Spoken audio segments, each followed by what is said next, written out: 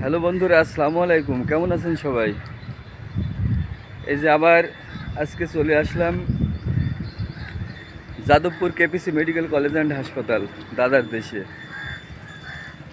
যেখানে আমি ডাক্তার দেখাই আর কি।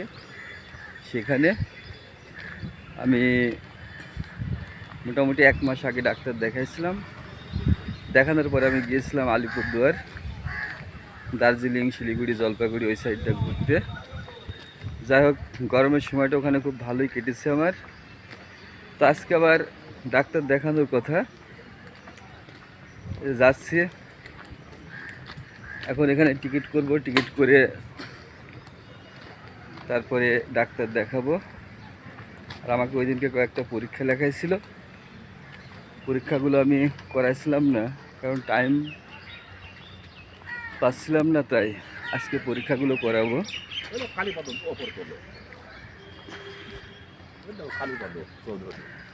কই কালীপদ চৌধুরী?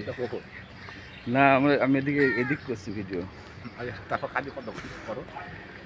এই যে দেখতে পাচ্ছেন, খুব সুন্দর জায়গা, কিন্তু খুব মনোরম পরিবেশ,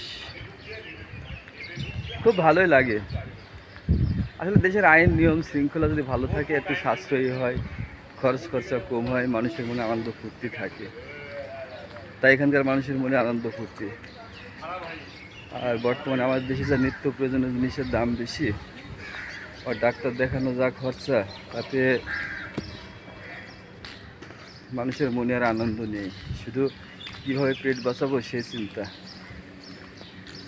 আপনারা দেখতে পাইলেন আমি কালকে যে জার্নি করে আসলাম, 760 কিলোমিটার রাস্তা, মাত্র আমাকে ভাড়া গুনতে হয়েছে 390 টাকা।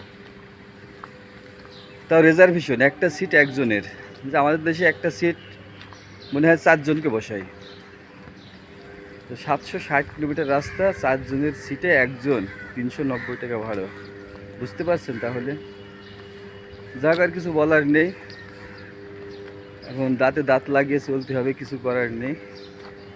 তো ভিউয়ার্স, আপনারা যদি এখানে আসেন কখনো ডাক্তার দেখাতে, তাহলে এখানে আসবেন, যাদবপুর কেপিসি হাসপাতাল। এখানে মাত্র 100 টাকায় ডাক্তার দেখাতে পারবেন, আর আপনার পরীক্ষা যেগুলো করা লাগে সাশ্রয়ী মূল্যে করতে পারবেন।